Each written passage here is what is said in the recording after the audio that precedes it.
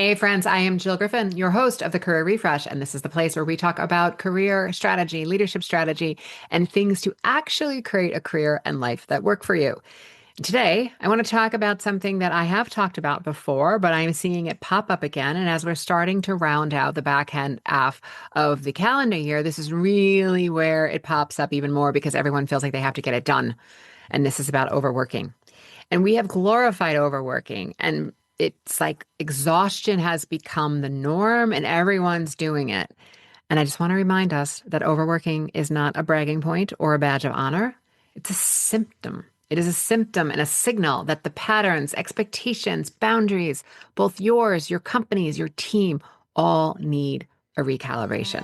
All right, so let's dig into what's going on and what we can do about it.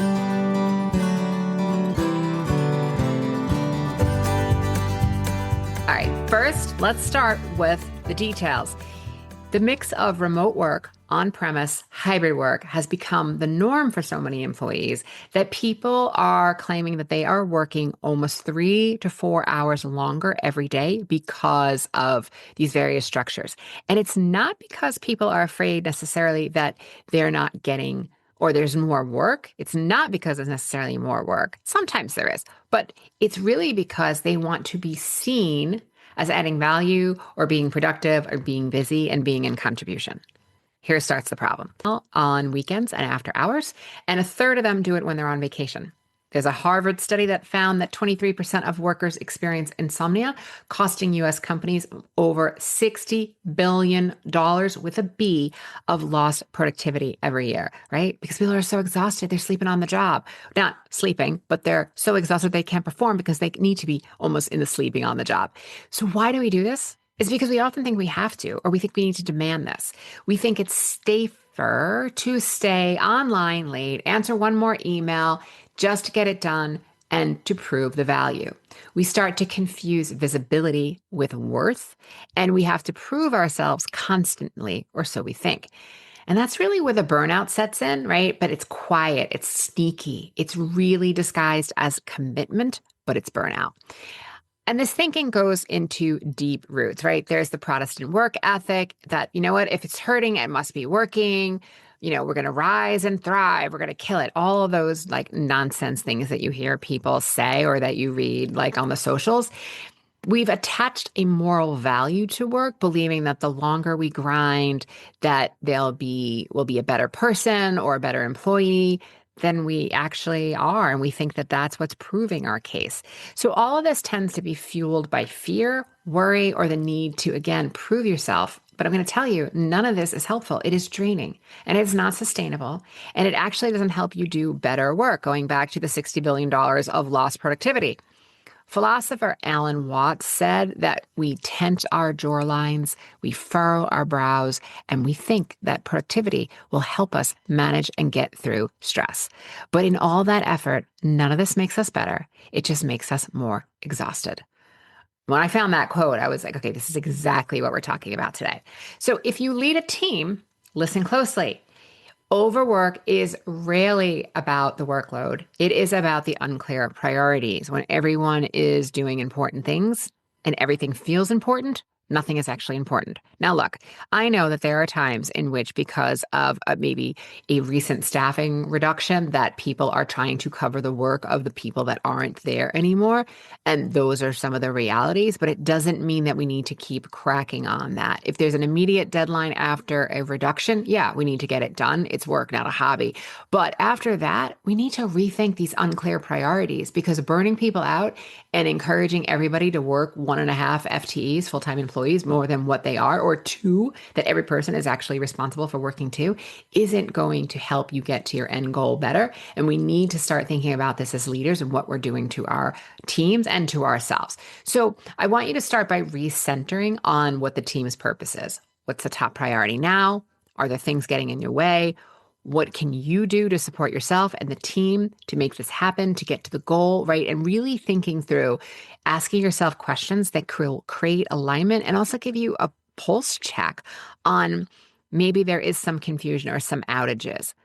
I also want you to coach your team for impact, not activity. This is sometimes where people confuse Or they'll be like, oh, I'm so in the weeds. And this is the time where I find that people are confusing oversight with ownership. If you are a leader, you have the oversight, but it's the team who has the actual ownership of the work. So for yourself, you need to make sure that there's that balance and that you're not driving into the weeds, because I want you to define what success looks like for yourself, for your team, and then also start to drop any of those low value tasks. This is not, again, about being productive. It's about creating values. Modeling good values for yourself is something that you also need to do. If your team is seeing that green Slack dot that pops up and it's midnight, your team is going to assume that they need to do that too and be there too. So take your vacation, don't leave part of your compensation on the table, and sign off visibly. Make sure it says that you are off. Show your team what sustainable performance looks like. Okay, if you're the employee and you're on the other side, you're the one who's working all these extra hours and you feel like this is your part, this is what I want you to listen to. You're responsible to own your edges. This means noticing when getting ahead turns into getting depleted. So I want you to ask yourself, when I am saying no to something, where can I say yes to something else? And vice versa. If I'm saying yes to something, where am I actually therefore saying no to something? And if I'm overworking, am I doing it to avoid something? Am I doing it to avoid the feeling where I didn't create enough value this week or I need to be productive? Or because I feel like it'll make me visible or feel like enough? I want you to really get clear and ask yourself that. I also want you to communicate early, talking to your supervisory team or your manager before it becomes too much. When we're working with intention, you know when you're high energy and when those hours are best serving you, right? If I'm doing strategy, which I do a lot of for organizations and for teams, making sure that I'm doing that earlier in the morning when my brain is freshest is when I'm going to create the best strategy and in the most efficient way possible. I'm not going to be constantly distracted and stopping and needing to take a walk, right?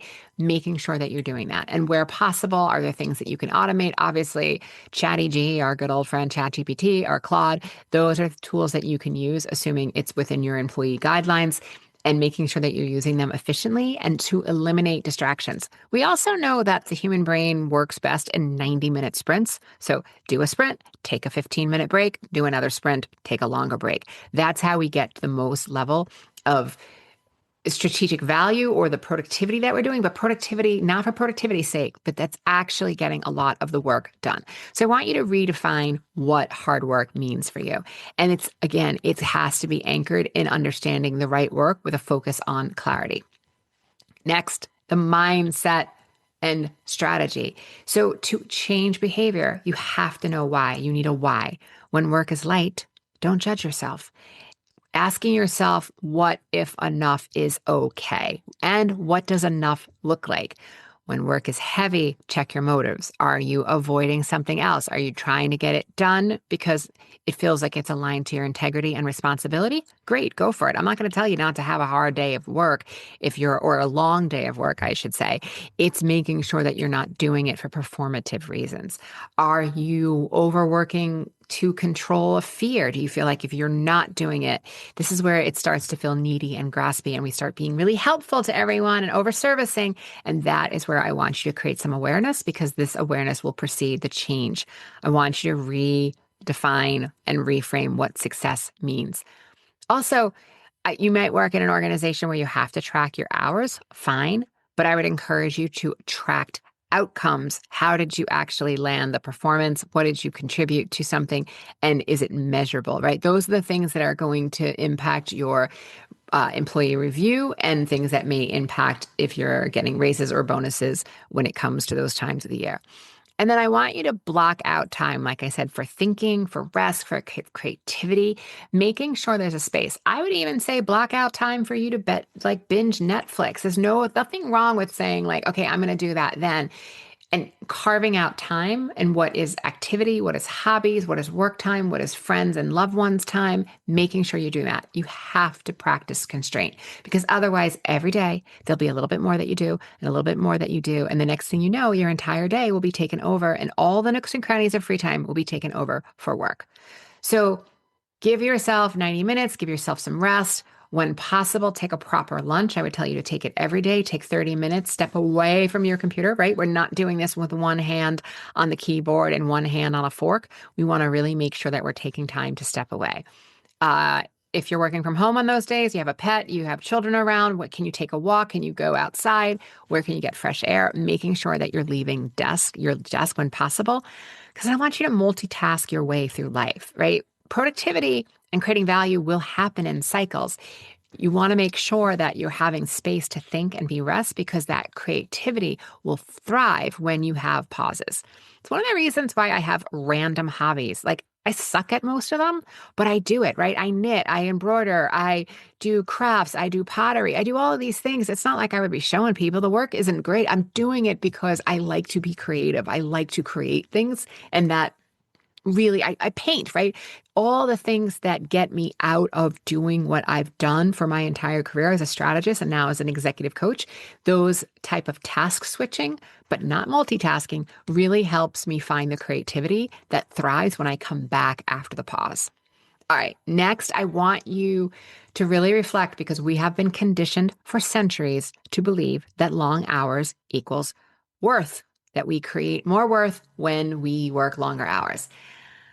And friends, that belief is very outdated. Productivity isn't about doing more. Creating value isn't about doing more. It's about doing what matters and what creates value towards the end goal. So the next time you think to yourself, you know what, you're going to stay online, you're going to just do a little bit longer, and you're just going to do one more thing, I'd really challenge you and ask yourself, is this adding value?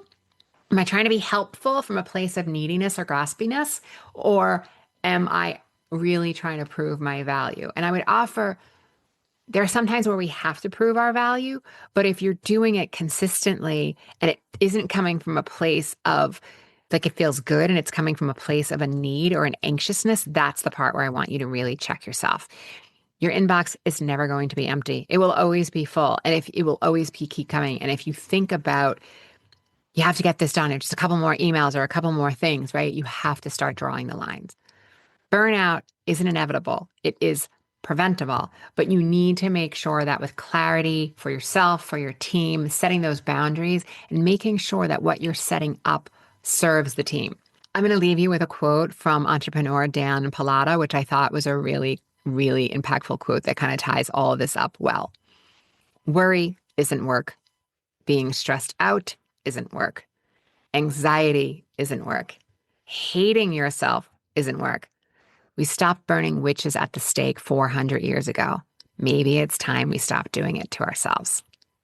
All right, friends, if this episode resonated with you, I want you to tell someone and share it with someone. That is how we get this work out there and we can help more people. Thanks for listening. And as always, lead with clarity, protect your energy, redefine what effort and what work means to you, and always, always, always be kind. I'd love to hear from you. You can email me at hello@jillgriffincoaching.com, and I'll see you next time. Thanks so much.